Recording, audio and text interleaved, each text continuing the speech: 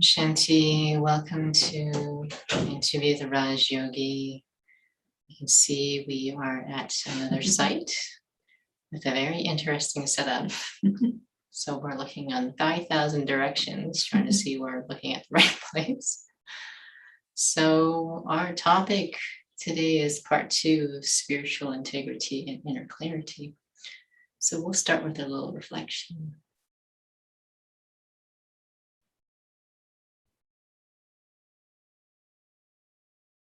With one thought, I come inside. My physical eyes might be open, but my focus is inwards.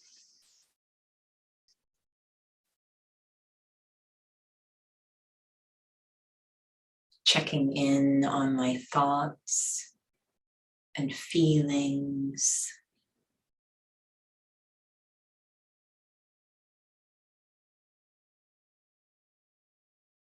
I know the sign of well-being inside is the experience of peace, contentment.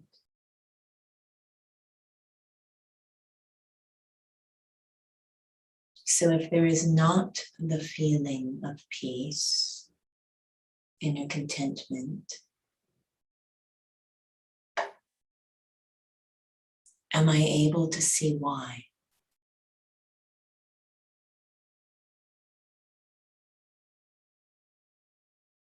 My physical eyes have been very keenly developed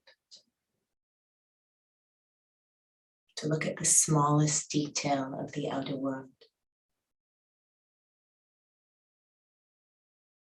But is my inner eye also strong? Not judging, but understanding, seeing clearly. If there is not inner peace, contentment, am I able to see why? It's nothing outside. It's not a person or situation. Something's happening inside. Do I have clarity and understanding about my inner world?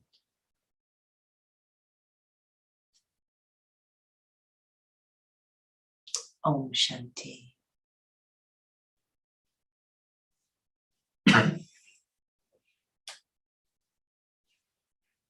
So we're continuing with part 2, and we have been sharing about spiritual integrity has a lot basically to do with being objective. We often call it spiritual. We call it detachment, actually, and how we seem to have a journey to understand what that means in a healthy way. How does this aspect of soul consciousness help me have clarity then?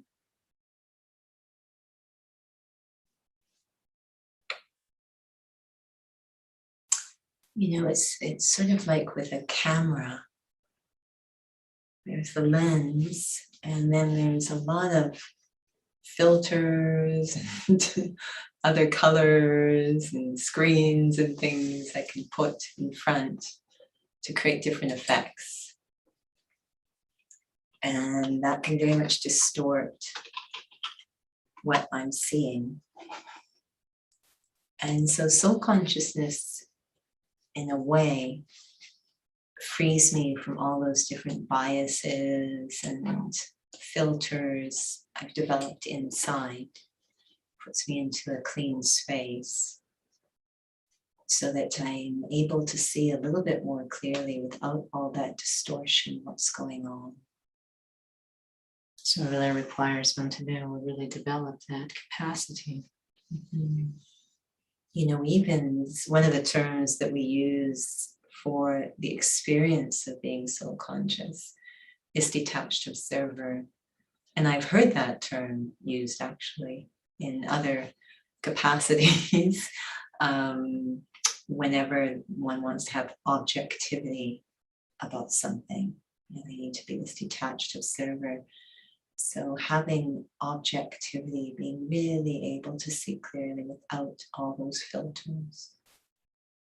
So there was one homework that was given to regular students about being able to identify that they're not physical, but to also pay attention to this altered personality. And how that altered personality affects our filter, our capacity to see without filters. How has your experience of soul consciousness helped with that piece? It's amazing how when I have this altered personality, I become more sensitive to certain things and less sensitive to other things. So in short, I develop blind spots. It's just remarkable how much I miss. And again, just being able, I know for me, it's such a wonderful feeling if something's going on. Because of these blind spots, we actually become quite violent in how we try and address things, whether it's violence to ourselves or violence to someone else. Today I had a fascinating conversation about this soul who is just remarkably talented. The conversation was actually with their mother. Usually the mothers have no objectivity about their children. But it was a very clear conversation, refreshingly clear. And it was just so amazing because the soul is incredibly talented. But when you speak to them, you don't get a sense that they're at all aware.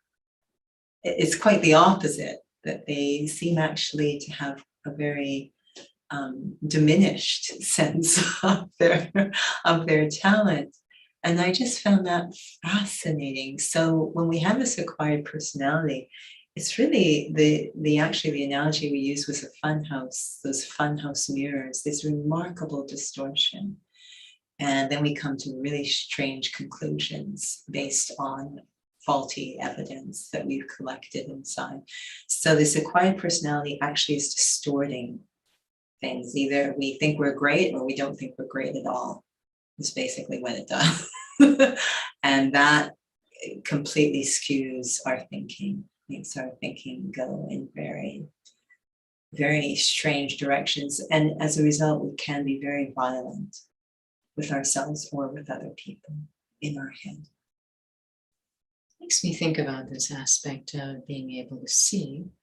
And some often say, this is an example of smoking, they know it's bad for them, but they can't stop. Is that just a limited capacity to see them? Because when you are able to see, would that also mean you'll be able to change? I think, there are the two aspects that at least we have in this study. One is clarity or wisdom or knowledge.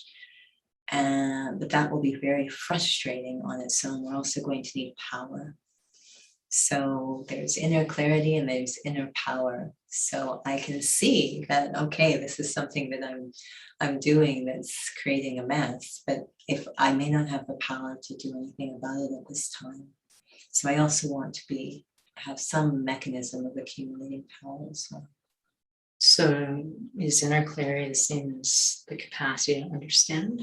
To me, it's, yeah. I mean, we even use the word when we understand, we say, I see. So I do feel there's a connection between clarity and understanding. It's interesting because this aspect of this homework that we've been asked to look at seems to imply that we think that it's just about identifying with being physical, but that there's actually much more that is affected within oneself because of it. Sorry. that it's just not just being affected by physical, but your personality is also altered. Right. Yeah, absolutely. I mean, the suggestion in spirituality or spiritual study is that things actually go from the inside, deep inside out. So the physical is actually a product of the non-physical. The non-physical would be character and personality, etc. And that's actually then affecting the physical as well.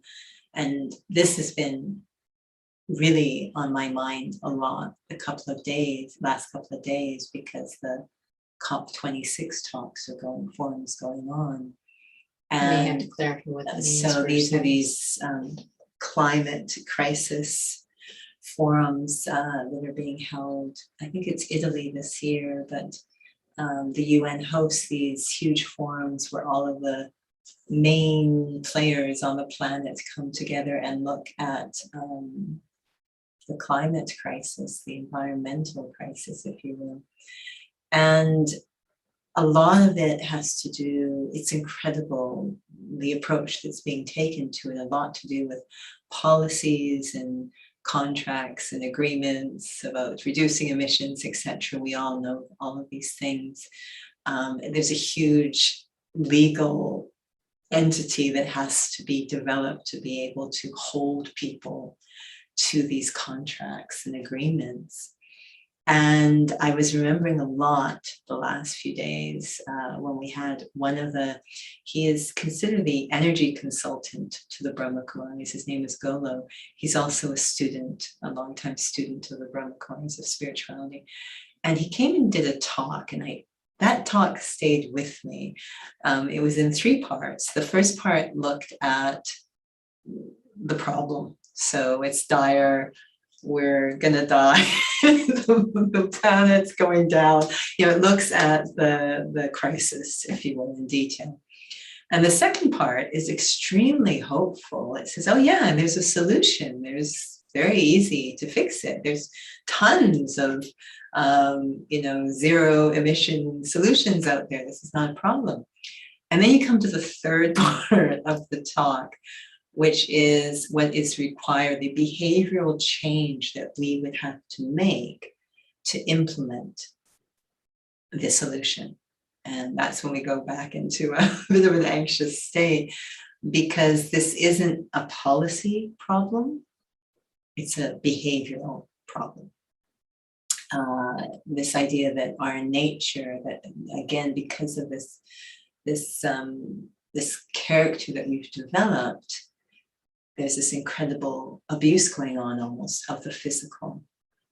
And the physical would benefit if we had that inner character change. That's globally the story, but it's also individually the story. That there is whatever's going on the physical or outer level, to transform it, it's not just going to be, let's get more firm and disciplined and crazy on that level, but something needs to transform on a deeper level, and to see that clearly when I need to transform. Would you say that inner clarity also has levels of how much one can see? I think so. I feel that that's kind of otherwise it would be in 1 second, I suppose. But it's a journey of restoring our inner vision, that we increasingly, it sometimes feels like so many layers have developed on the self. It's not just one acquired personality. It seems that multiple layers have been acquired, and we might melt away one, and then a more subtle form of that distorted personality is there. And so then I have to become clear. I know for me that every morning we have spiritual study, and every morning, even if a concept is repeated, it just feels like I'm sort of hearing it for the first time. That we might say, okay, I've got it now, I totally understand everything, and then a year later we're like, okay, I thought I had it a year ago, but now I think I've really got it. And a year later, it just feels like things just are melting away, that as we go deeper, it becomes more subtle. So my vision has to get better. And we go back to this aspect of spiritual integrity, which Sometimes we have to kind of remind ourselves and others that it's about detachment. That, and perhaps maybe we need to refresh that a little bit of what spiritual integrity is, and how that is related to having clarity. I know for me, coming from the dance background, this whole idea of spiritual integrity and inner clarity is huge. Because in dance, the idea, although we had a ballet master or teacher in the front of the room, when I watch a dance class now, there might be one, person teaching the class, it could be 50, 60 souls in the room. If it's a master class, there is no way that one soul can watch everyone and correct everyone in the room. I mean, they'll start to correct one and the next group's already coming and they're missing it. And so the idea is that we had to learn how to self-correct. And what they would try to do is develop what you could call a metaphor for spiritual integrity. They really try to, sometimes they get hands-on, they really want us to feel what proper alignment, integrity of alignment, in this case, physical alignment, what it feels like. Like I remember they'd get hands-on and move everything around so that we at least could feel, they would, because we had habits of where we wanted our body to go. So they would move it into proper alignment. And they would literally say, can you feel, do you know what that, you now know what that feels like. You now know what proper alignment feels like. That was super important to experience an impression of what proper alignment feels like, so that when I'm doing things, I would have that sensitivity and be able to self-correct, know the gap between what I'm doing and what it actually would feel like. And so when we say spiritual integrity or having an experience of we could say my true self, soul consciousness, authentic self, proper alignment, it's really important. I think that's why we sit in silence, is I want to be able to know what it feels like. And it tends to have certain qualities to that feeling. Peace is the top, but I want to know what it feels like so that I'll be able to self-correct, see when I'm off. Would you say, we're using a physical example, that when it comes to a certain alignment, and I'm not sure if you can really say there's different parts of one's body to be aligned, but if there is a certain weakness that makes it extra challenging. Yeah, it makes it a mess. Someone approached me today. They were saying that there's a soul who approached them and they're having back pain. This is a big story right now. There's lots of people having back pain, but they had back pain. And it was very interesting. It was one trainer, and they were talking to me about this person and saying, maybe you can train with them, you can take them on as a client. And then they said, you will know immediately the moment you see them what the cause of their back pain is. They can't see it, but you will know immediately. And I was a little bit worried, like, will I? They said, trust me. They said, you will see it immediately. Like, but I found it interesting that the client was not aware of it themselves, but the trainer who was watching them would perhaps be aware of it. So and what happens, the client's not aware of the back pain, and they start trying to do all sorts of things that actually are making it worse. So it's super, but having that sense of what is, so that we're saying, yeah, no, you'll see it immediately, because, the trainer, what they were suggesting is, the sense of what is a healthy situation, and seeing that has moved from that healthy situation, and then of course what to do to get it back. But because we're totally misdiagnosing ourselves, not being able to have that clarity because of losing that connection with what is proper spiritual alignment. Something as simple as we were talking about a few days ago, this idea of boundaries. So if I feel that, that people are just constantly taking from me or something, or abusing me or something in some way. I'm going to set up some boundaries and not totally really missing what actually is going on. So then I set up boundaries, and that could actually make the problem worse. This is what whole countries have done, of course, and we know it's made things messy. So it can lead to more conflict. So really having to know what that healthy state of well-being feels like and measure everything against that. Do you find when it comes to like certain, we often use that phrase Achilles heel, Yeah, it's often to sort of feel like one is regressing. yeah. I know for myself, I know that I have so many blind spots, and slowly over time, the more that I practice soul consciousness, the idea being that those blind spots would slowly start to appear. But there's so many times where it's like, have I gotten anywhere after all this time, that something can really be quite a blow. And I think we do have, I think the blind spots can be at different levels or depths. Some are very easy for us to see, and others are more difficult for us to detect, so they stick around. So things can seem to be progressing quite well, but that deeper blind spot is still there. And something suddenly comes along and triggers it, and it does feel like, oh my goodness, I've just regressed. And of course, no, incredible progress has been made. But with this invitation, okay, I have to develop the skills, the capacity to go deeper. There's something sitting deeper inside, and it's going to keep coming up unless I'm able to see it clearly. So we might have mentioned this question in the past when we talked about detachment. Why use that word detachment, and why not just say, just be more soul conscious? I think it ultimately is to be soul conscious, and detachment I find so useful in clarifying exactly what soul consciousness means.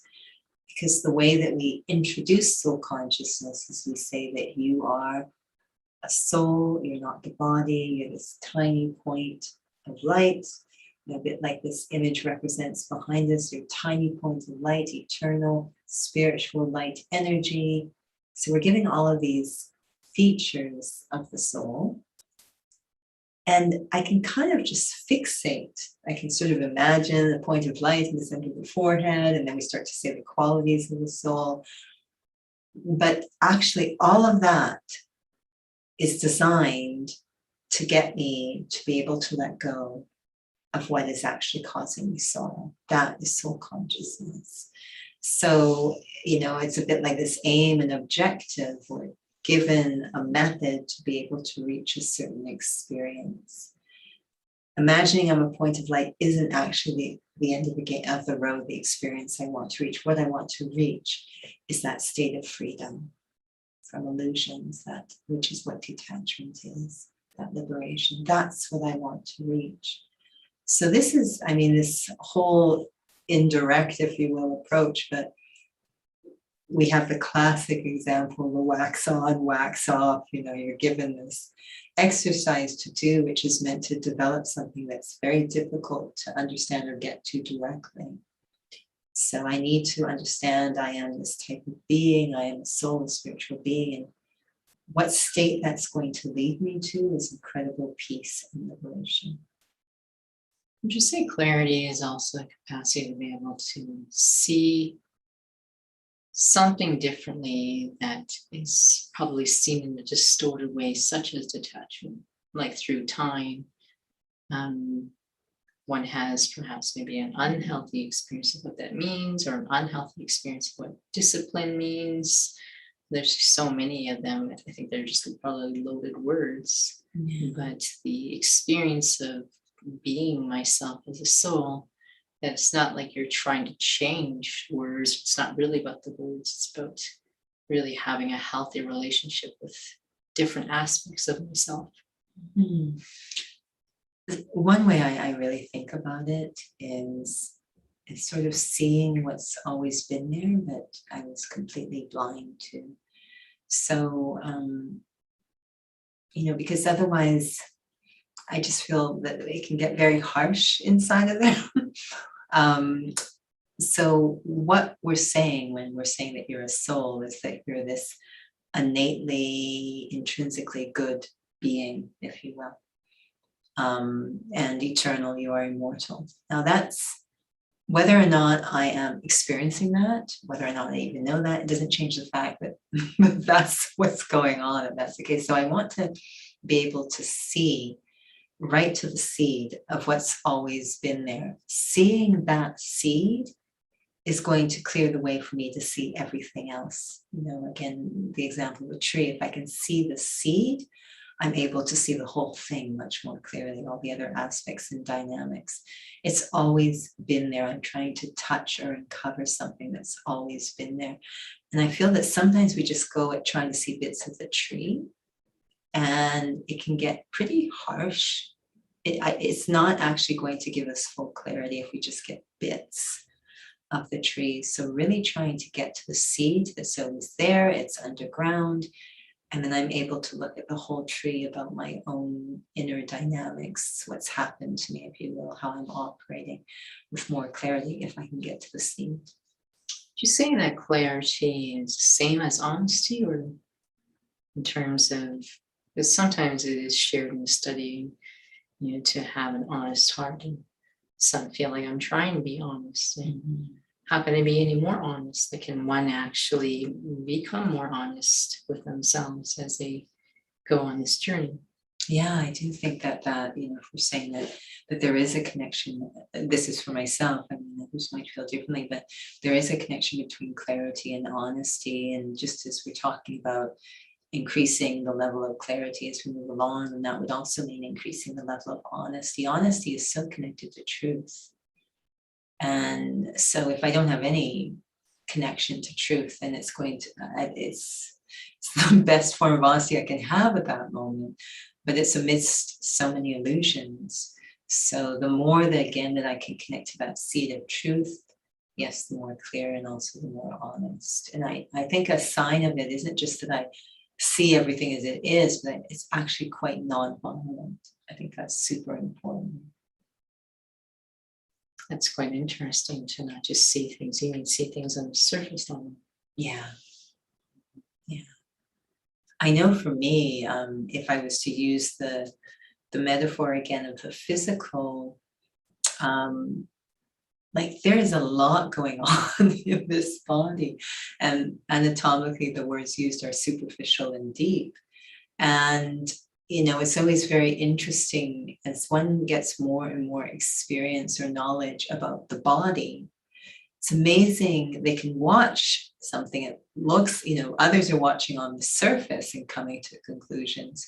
But someone who has more and more knowledge, if you will, about the truth, about the body and how it works, they're able to watch and have a very different conclusion as to what's going on, because they're able to see deeper. And so the more knowledge, more I can get a sense of the truth about the self, these sort of eternal truths, we call them, the spiritual knowledge, the more clarity and honesty I can have, I can see deeper, not just going by the superficial or the surface. And it's not just about the self, but about others too. I always have been really touched with the senior students in this study. Their interpretation of what souls are up to is very different from what you and I might have if we're just looking at the surface. They have very compassionate sort of vision because they're able to see quite deep. It's interesting about this aspect of boundaries, and that will actually be a topic coming down the road in terms of spiritual integrity and the difference from that in creating boundaries. But perhaps maybe a soul doesn't really understand what that really means, trying to be able to create boundaries because they're trying to have some sort of clarity, but it's not really actually, it's not really a sustainable thing. it's not, and, it's a bit, it might sound extreme, but we're creating boundaries because we're feeling challenged by something. And again, there's a bit of lack of clarity or understanding about what the source of the challenge is. We're positive it's a situation or a person. Quite frankly, that same situation or person may not bother somebody else. So it's a bit like locking the intruder inside the house with me. The problem's actually inside of me. And I can create boundaries, but I've locked the problem up inside with me. So if it's not that person, it's going to be somebody else who bothers me eventually. So again, I'm not having clarity about what really is the source of the difficulty. And so I try and create walls. Okay, it's something outside of me, but actually it's something inside of me. And I've noticed that souls who really have done, we say, work on themselves, gone through this spiritual process and absolute clarity, transformation, they are boundless. They have no boundaries in the sense that they're very generous, they're very open, they belong to everyone. Nobody is able to really threaten or damage them because they have no buttons inside that can be pushed. They've really addressed all of those dynamics inside. So we've given incredible power to the outside world, to people and things. And that puts us in a victim type of place. And so then our first go-to would be, I need to protect, but it's a complete misdiagnosis of what's actually happening. So basically, this aspect of spiritual integrity and inner clarity is really one step closer, but I still need power to be able to change what's going on inside. It's otherwise very frustrating. I can see what's going on, but I don't have the power to do anything about it. Well, shouldn't then inner clarity come hand in hand with power? Is there something missing then, that there is a lack of that? Yeah, I think that we even say in the study that the subject of knowledge is quite easy, and the subject of power or yoga is the challenging one, because it just requires such focus, and it's an invisible source of power, etc. But the idea that we can know things and that's going to somehow give us an advantage. And for myself, it's such we've gone so much into sort of the intellectual and the thinking and the analysis, and it's all part of the equation, but then the practical, the implementation, able to do something about it is also part of the equation. And that's where things can get really frustrating. I know we're running close to the end, but at the same time, I know we start a little bit late. But in terms of this piece, is there just that one needs to be implementing, and perhaps maybe over whatever even that implementation looks like needs to be happening immediately, and not waiting, I suppose, for something. Yeah, to me, clarity as well, what's really important is just to acknowledge, and this happens in physical fitness as well. And I always appreciate it when clients sort of speak up to themselves. They say, I know what you want me to do, but I'm not sure I'm able to do it right now. Can you give me a progression? And that's clarity too. It's like, okay, I've recognized this. I don't know if I have the power to do something about it. And so it's completely clear, what's going on, rather than, okay, I've recognized it, I should do it. But so I know, okay, so what are the steps I need to do to be able, and this is why we say patience is part of clarity. Patience is huge in terms of being able to move along hand in hand, both knowledge and power. I recognize it. I know that I need some time to accumulate the power to be able to act on what I recognize. I found it very entertaining. I know we had a class earlier today, and it was talking about, okay, you listen to something, you act on it, it becomes natural. It sounds so simple. And I was thinking about, and of course they had spiritual, awareness in there. But I was really, I was saying, okay, I know it's simple for the soul who's sharing because they're very powerful. And so, yeah, that's exactly how it works. But for some of us, it might just need a little bit more patience so that it's not done at a superficial level. I'm not just acting, but it's really happening on a deep level. So I think that's clarity too, to be very aware of where I am in the journey and knowing what I need to do at this time. I always appreciate it. I was working with a client the other day and we had them doing some balance work and they looked at me and said, that's not going to happen right now. So can you give me something to hold on to for balance? I thought, yeah, no problem. It was fantastic. They were aware of what needed to happen. They were aware of what they were capable of now. We came up with a progression. They were able to do the exercise and develop a little bit more power to move closer to the next level. So I think one needs to be really clear on that as well. Seems like there's just levels of clarity that's required. Yeah, this whole path is about managing my own self-transformation, consistently coming back and looking at the self. And I don't want that looking at the self to be violent. I don't want it to be distorted. I don't want it to be careless. It is the essence of the spiritual studies. I need to transform myself, this journey of self-transformation.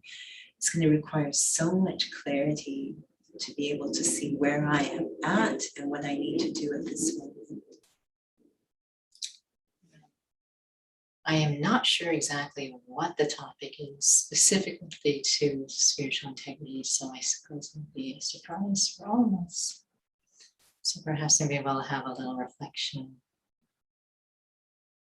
But I just want to let souls know you're always welcome to type questions if you have any into the chat box on Instagram as well as on YouTube. So welcome to email the center as well as if you have any topics you want to explore. Thank you again for joining.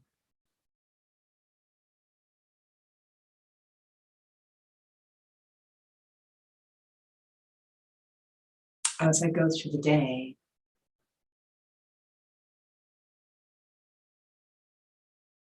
I am paying attention on at least 2 levels. I, of course, pay attention to the actions I'm performing, the different tasks, the different roles. But there's also a part of me observing myself from the inside as I'm performing these actions, interacting, different roles. This is a very caring vision on the self. A vision at every moment. What needs to happen in this moment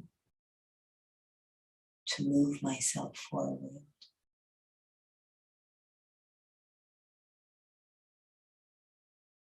To support my journey back to the authentic self, that state of peace at this moment. What do I need to do internally? Always watching from the inside with this caring attitude. So many times, the answer will be let go.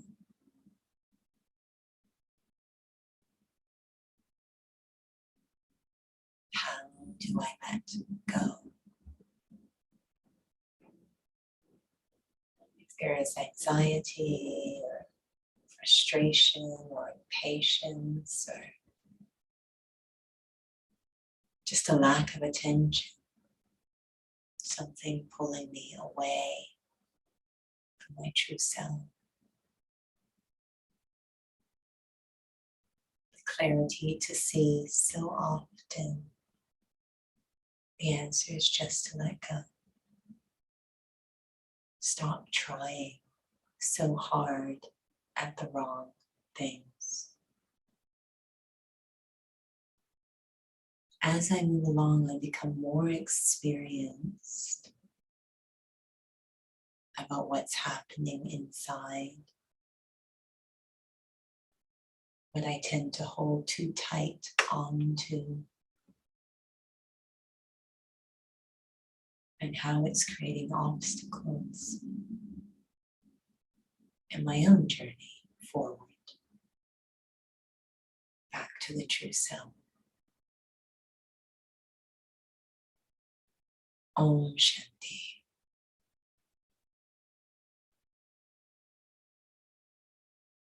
Om Shanti.